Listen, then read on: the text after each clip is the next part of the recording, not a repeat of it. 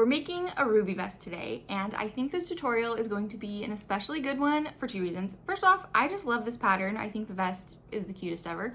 Number two, I feel like there are a couple elements to the vest, like the quilting, the bias binding, that are a little bit more like technical and adventurous. And especially if you're a beginner and haven't done things like that before, I think that having like a visual aid will be extremely beneficial. And they're just like really fun and rewarding elements. So I'm excited to jump in. One thing that I super duper love about this pattern is that there are so many different versions of it that you can do. So the back bodice stays the same no matter what, but the front bodice, there's multiple different options. So you can have a V-neck, you can have a high neck, you can have a cropped version, a full length version, you can do tie closures or button or snap closures. So there's a bunch of different things to choose from. Today, we are going to be doing the high neck, full length, and tie version, which if you're following along with the pattern, that's the same one that's illustrated. So you should be seeing the same things. The construction stays the same for all the versions, except for at the very end, the ties and buttons obviously are a little bit different to finish the vest. So since we're doing the tie version, we'll walk through that, and then at the very, very end, I'll show you how I would put snaps on the vest, so you can kind of get a little bit of both finishes. Okay, when you're picking your size, one thing that I want you to keep in mind is that the fit of the vest is intended to be a little bit oversized and a little bit boxy. Not super duper oversized, but it is a bit oversized. So if you'd prefer something more fitted, I would size down. And if you want something to wear over like big sweaters, like I'm wearing a big sweater today, and I'm actually in between sizes. So I am either a size 6 or a size 8. It kind of just depends on if I want a more fitted look or a more oversized look. So today I'm going to be sewing a size 8 because I want to put it over my sweater. One other thing to note, if you're in between sizes based on your measurements and you're like super torn on what to do, I would size up, and then it's always a good idea to make a toile. And a toile is just like an initial sample, kind of like a quick and dirty version to see how a garment fits. My style has always been more just to like wing it. I don't do toiles a ton, but if you're really torn, I would definitely recommend that. Okay, for fabric. So you're going to need two fabrics, one main fabric and one lining fabric. And I have extremely good fabrics today. So my main fabric is going to be this quilting cotton. I got this from a fabric store in Portland, and so I'm not 100% sure what it's called or where it's from, but I'm gonna try to track it down online. I'm gonna see if I can do some sleuthing because it's so good. I feel like I need to order more for myself, and I'll see if I can find some for you guys as well. And then for my lining fabric, I have this navy quilting cotton with these little like blue flowers on it, and I feel like from far away it kind of just looks like a denim, but up close there's like that really pretty flower detail. So that's my vest. This will be the main fabric. This will be the lining fabric. The vest is totally reversible, so I can wear either side, but there's just a couple differences in construction and pattern pieces for each. So keep that in mind when you're cutting. And then I'm also choosing to do my bias binding from the lining fabric. So whichever fabric you choose, you can either do your binding from one of your main or lining fabrics, or you can choose a third fabric altogether for your bias binding. But whichever fabric you're going to make that binding from, you'll need extra. And all of those details are in the pattern. If you're quilting your vest, which we are going to walk through today, and I recommend it, the quilting is fun. But if you are quilting, you'll need quilt batting. This is the quilt batting that I have been using, and it's medium loft, which basically just refers to like the puffiness of the quilt batting.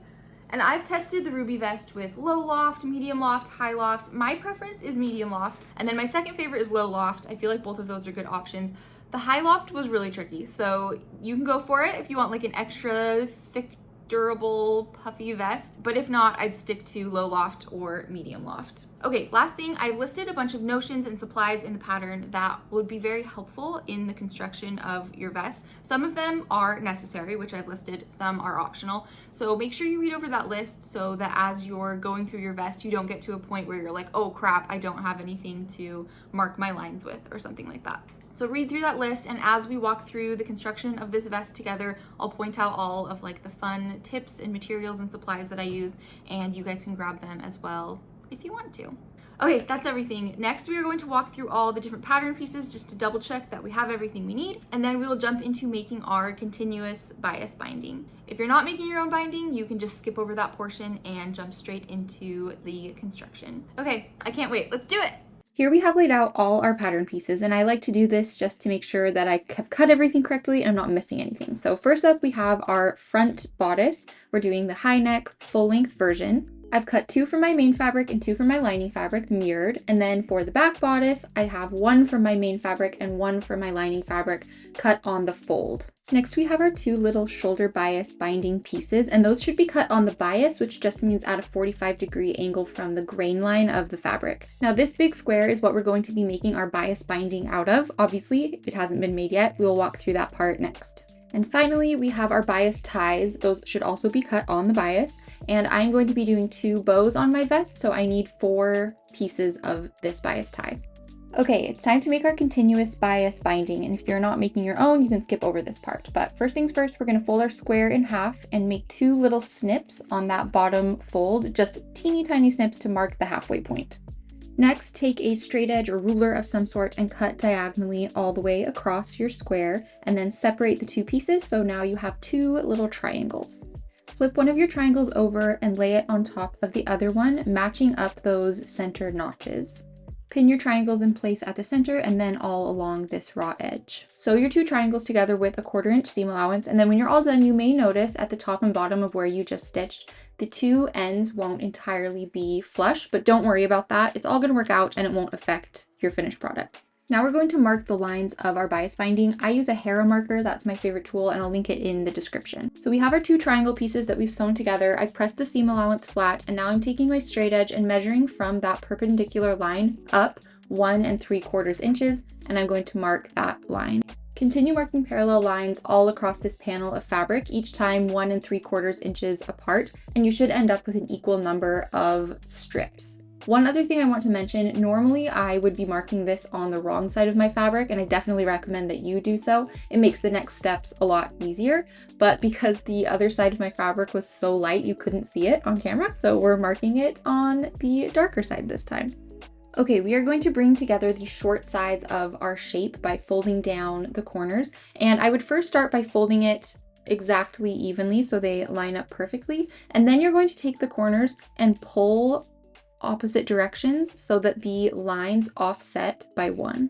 Now you're going to pinch together these raw edges, right sides together, and you're going to pin them in place. And I do want to show you a close-up of this process to make sure that your lines are going to match up after you sew along this line. Okay, I know it's really light, but bear with me. You can kind of see the faint white diagonal line. So push your pin in a 1/4 inch down, because that's going to be our seam allowance, a 1/4 inch down of where your needle is going to go through. And you want to make sure that on the other side, it's poking up through the diagonal line going the other direction. So this way, when you stitch your 1/4 inch seam allowance, you can be sure that the needle is going to go along these lines and connect them at exactly the right spot, so you have smooth, even strips of bias binding. Okay, now it is time to sew along this edge with that 1/4 inch seam allowance, right sides together again. And then once you've sewn all along there, you will press that seam open, and you can kind of see when you spread it flat that those strips are connecting all the way across your fabric. Okay, it is time for the magical part. So once you have pressed that seam allowance open, flip your fabric around and you'll see these 2 little like corner tails poking out. What we're going to do, it doesn't matter which one you start on, but we are going to snip along the line that extends out into this protruding corner. And what this is this tube of fabric that we've created is like a little spiral staircase that goes all the way around and around and around and around, and it's going to make one giant strip of bias binding. There are a lot of different methods for making bias tape and bias binding, and I think people who sew frequently often have their own favorite method. You can make this however you prefer. This is just my preferred method. I feel like it's kind of fun and magical, but absolutely feel free to do your binding in whichever way you prefer. Now that we have this beautiful pile, it is time to move on to vest construction.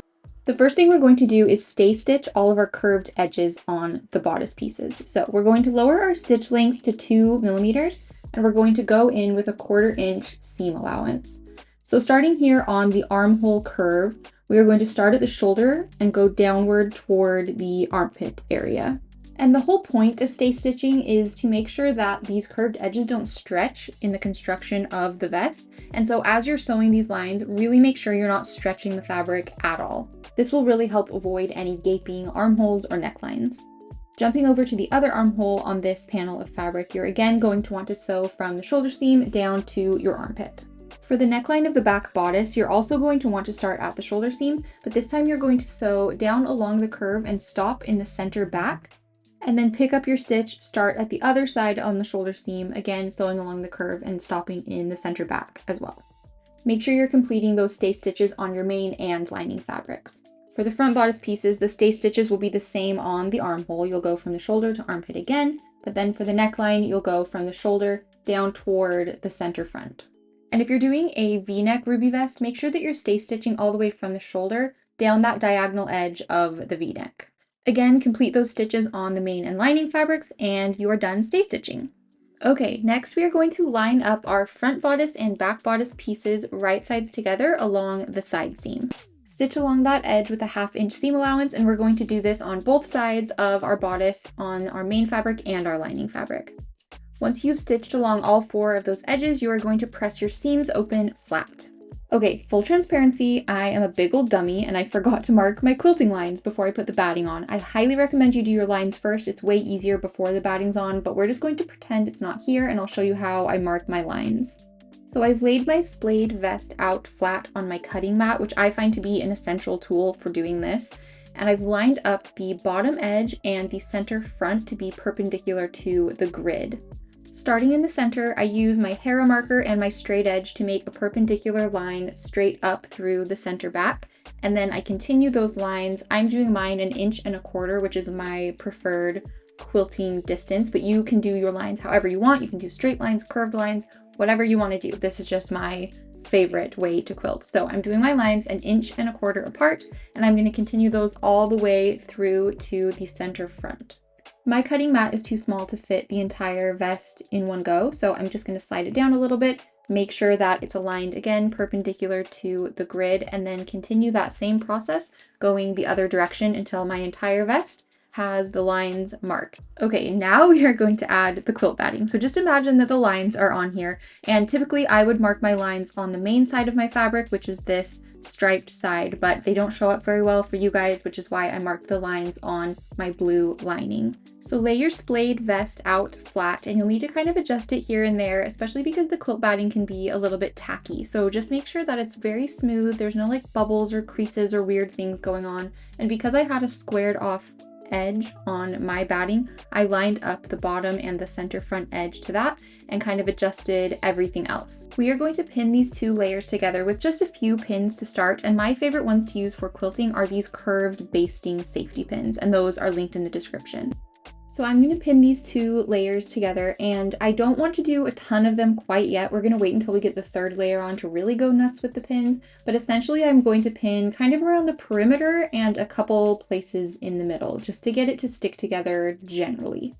Once I've pinned those 2 layers together, I am going to cut around the perimeter of the vest, and I'm going to leave a 1/4 inch border in the batting. I do not think that you should do much more than a 1/4 inch because it makes it hard to line up the 3rd layer, but it is nice to have just a little bit of wiggle room so that when your vest shifts very slightly, which will likely happen and that's okay, then it's not that big of a deal because you left yourself a little bit of room. Okay, now we are going to flip your vest over and we are going to lay the lining layer of the vest on top. Again, this is the layer that I marked my lines in, so just very briefly imagine that we have lines here. They'll pop up very soon, but I'm going to lay this layer out, smooth it out similarly to what we did in the main fabric, but this time you need to be a little bit more meticulous to make sure that it's lining up around all the edges, keeping in mind that we did mark that 1/4 inch border in the batting as well. So this is when we're going to go nuts with those basting pins and really just pin the crap out of it. And you want to pin on the side that you're going to be quilting on, which is the side that you marked your lines in. So for me, I put a bunch of pins on my lining side because that's where I marked my lines. This is roughly what your vest should look like at this stage, and honestly, I would use more pins. I just ran out. All right, on to the quilting, and I love the quilting portion of this vest. I feel like it's so fun, and I have my system down. So hopefully this is helpful for people who haven't done any sort of garment quilting before. The first thing we're going to do is swap out the normal sewing machine foot for a walking foot. And you can see on the walking foot, there are feed dogs on the top of the foot, as well as the normal feed dogs inside your machine. So as you're quilting, the Walking foot will pull the fabric from the top, and then also your sewing machine will pull the fabric from the bottom so that it pushes the fabric through evenly from the top and bottom layers so that there's less shifting. I think a walking foot is pretty much necessary to do this sort of quilting, so I highly recommend it. The next thing I'm going to do is move my needle into the center, and I'm going to lengthen my stitch to 4 millimeters. I'm going to start off on one far end of the vest, following the lines that we marked, of course. This first one is very, very close to the edge, as you can see, so it's almost like a basting stitch a little bit. And then once I get to the end of that line with my needle still in the fabric, I'm going to lift my presser foot up, spin my fabric around, and I'm going to roll my vest up into like a big jelly roll situation and slide it under the arm of my sewing machine. And then I'm going to lift my needle up, move everything over to start on the next line over, going the opposite direction. So the first time we went down on the vest, and then on the second line we are going to go up, and I'll just alternate back and forth with every line. The basting pins that you added to your vest should do most of the heavy lifting as far as keeping your material from shifting, but as you're quilting along your lines, just kind of keep an eye on how the fabric is maybe pulling or bubbling in certain places. For the most part, it should stay pretty flat, but sometimes I take my hands and kind of put like gentle pressure along the material to make sure things are kind of like condensed and squished down. As you move toward the middle, I start to roll the other end of the vest up as well, so that as you're quilting in the middle, you kind of have 2 jelly rolls going on at the same time. And then once you get closer to the other side of your vest, that evolves into one big jelly roll just on the opposite side that you started on. If you're following all these steps and still having any issues with quilting, I would recommend trying basting spray. That will just help everything kind of stay in place. And here you have your finished quilted vest, and it's looking so cute. Next, we're going to go in and trim up the edges. So we left a 1/4 inch of batting around the edge, and then there's also probably going to be at least a little bit of shifting, which is completely normal. So feel free to trim anything small away, and keep in mind that we do have a 3/8 of an inch seam allowance when we attach the binding that will cover up minor shifting. So trim away what you need to. It's also completely fine to trim a little bit into the fabric of your vest. It's not going to ruin the fit of it if it's something small like a 1/4 inch. So feel free to do that. You're not messing anything up. I did get very, very lucky with this vest. Even when I flipped it around, which is usually where you see the most shifting, there really just wasn't much of anything. So even if your vest does not look exactly like this one, you're totally fine. All right, next we are going to attach the shoulder seams. So we are going to line up those shoulder seams right sides together, meaning the main fabric right sides together. And we are going to pin that in place. And then we're going to do a 3/8 of an inch basting stitch along that edge. Do the same thing to the other shoulder seam. And then we're going to take our 2 little pieces of bias binding, and we're going to cover up those raw edges so that the vest can be completely reversible, and that this little shoulder bias binding will blend in with your lining. So fold up a 1/2 of an inch on both of those pieces and press. Then we are going to line up the raw edge of your vest to the raw edge of that shoulder bias binding and pin it in place. And then we're going to stitch through all of the layers with a 1/2 of an inch seam allowance. Once you've done that on both shoulder seams, you'll see something like this. You should have 3 layers. One is your shoulder bias binding, one is the front vest, and one is the back vest. And because there's so many layers and batting and everything in the mix, we're going to grade this seam allowance, which basically just means we're going to trim each layer to a different width. The middle layer, which is the front vest, will be trimmed down to a 1/4 inch, and then the front layer, which is your shoulder bias binding, will be trimmed very short down to an 1/8 of an inch. So now this seam allowance is much less bulky, which is good because we are going to fold over the edge of that bias binding over the raw edge and kind of encase it. Pin that in place, and then there are 2 ways that you can finish your bias binding here, both for the shoulder seam and for all of the bindings that we do in the Ruby vest. You can either slip stitch it by hand, which there are detailed instructions in the instructions of the pattern if you want to do it that way, or you can top stitch it, which is what we are going to walk through today because that's the most common method. If you're trying to decide between the 2 methods, the main differences are the hand-sewn slip stitching method is a cleaner, nicer, more invisible finish, but it does take a lot more time, which isn't necessarily a bad thing. Sometimes I like to slip stitch my binding closed and turn on a Netflix show or listen to an audiobook.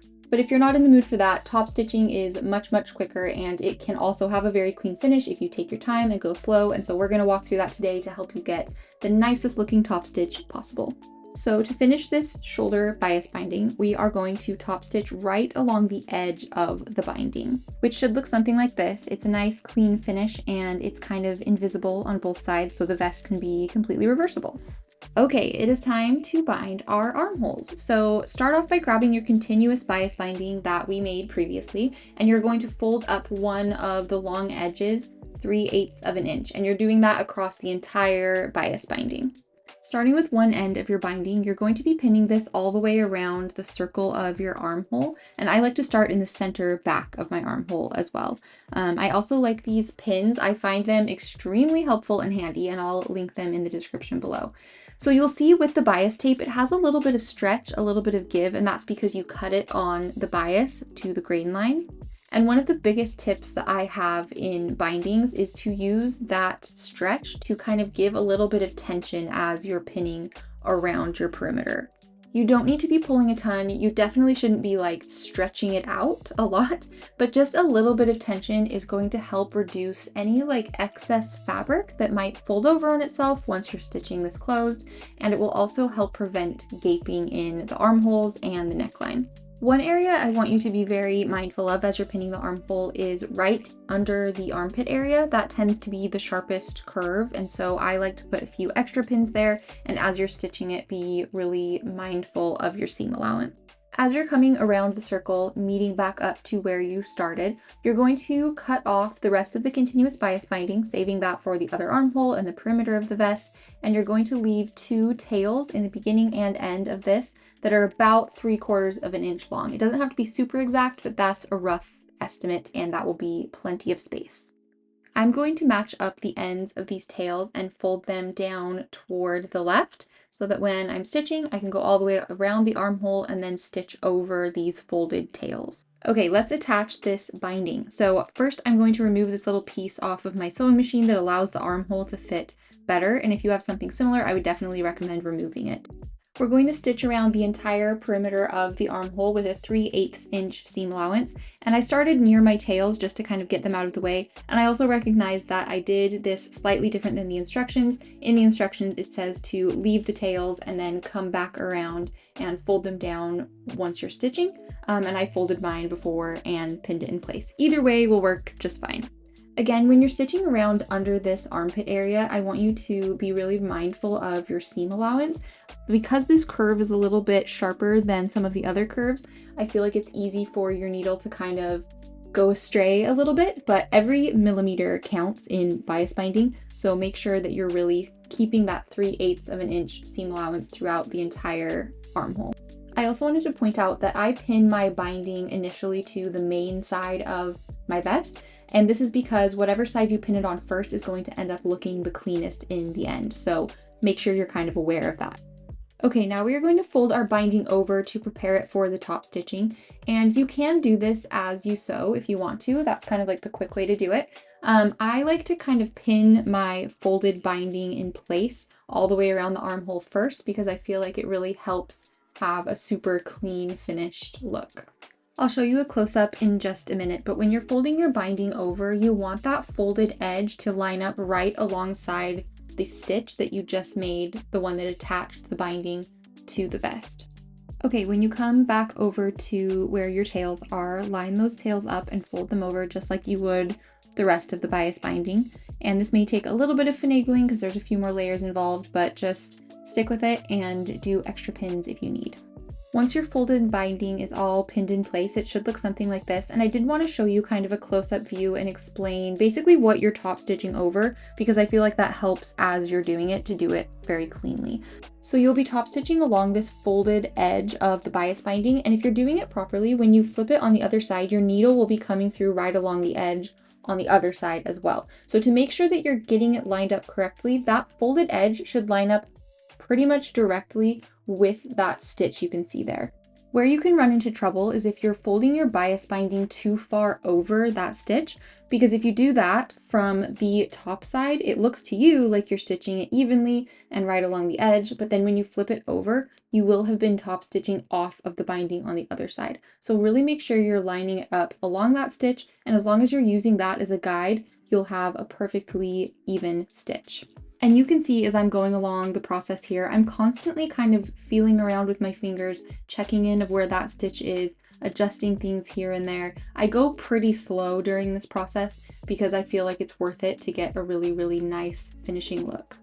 When you come back around and complete your circle, backstitch a couple times where you started, and then your stitch should look something like this. So you can kind of see that first stitch peeking out just a teeny bit, but not much. And then when you flip it over, it's a perfectly lined up top stitching on both sides.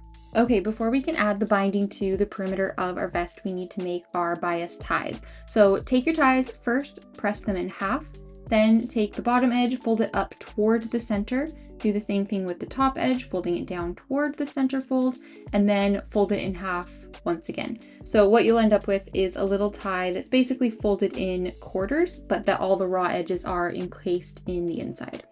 To finish your ties, you're just going to go ahead and top stitch along that folded edge, and I do backstitch a few times at the beginning and at the end, but other than that, I don't enclose the raw edge at the end of the tie, and I've made dozens of tops at this point with ties like this. I always leave them raw edged, and they fray like a teeny tiny bit in the wash, nothing too bad, and I actually kind of prefer it that way, but if you want to finish your ties another way, absolutely feel free to do so.